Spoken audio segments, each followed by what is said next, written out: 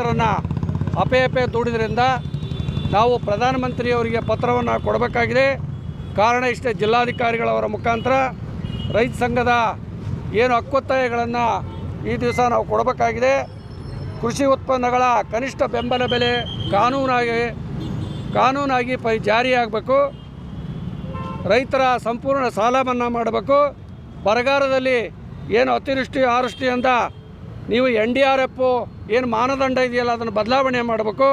60 ವರ್ಷ ಕೃಷಿ ಏನು ಮಾಡಿದ್ದಾರೆ ಅವರಿಗೆ ಪಿಂಚಣಿಯನ್ನು ಫಿಕ್ಸ್ ಮಾಡಬೇಕು ಅಂತಕ್ಕಂಥದ್ದು. ದೇಶದ ಎಲ್ಲ ಕೃಷಿಕರು ಏನಿದ್ದಾರೆ ಅವ್ರ ಸಾಲವನ್ನು ಮನ್ನಾ ಮಾಡಬೇಕು. ಇತರೆ ಬೇಡಿಕೆಗಳನ್ನೆಲ್ಲರೂ ತಾವು ಜಿಲ್ಲಾಧಿಕಾರಿಗಳವರ ಮುಖಾಂತರ ಮಾನ್ಯ ಪ್ರಧಾನಮಂತ್ರಿಗೆ ಸಲ್ಲಿಸ್ತಾ ಇದ್ದೀವಿ. ನಮಗೆ ಈಗ ಅಪರ ಜಿಲ್ಲಾಧಿಕಾರಿಗಳು ಮನವಿಯನ್ನು ಸ್ವೀಕರಿಸಕ್ಕೆ ಬಂದರೆ ಅವರಿಗೆ ನಾವು ಈ ನಮ್ಮ ಮನವಿಯನ್ನು ಕೊಡ್ತೀವಿ. ಅವರು ದಯಮಾಡಿ ಅದನ್ನು ಕೇಂದ್ರ ಸರ್ಕಾರಕ್ಕೆ ಒತ್ತಾಕಬೇಕು ಅಂತಕ್ಕಂಥ ವಿನಂತಿಯನ್ನು ಮಾಡ್ತೀವಿ. ನಮಸ್ಕಾರ. ಎಲ್ರಿಗೂ ನಮಸ್ಕಾರ.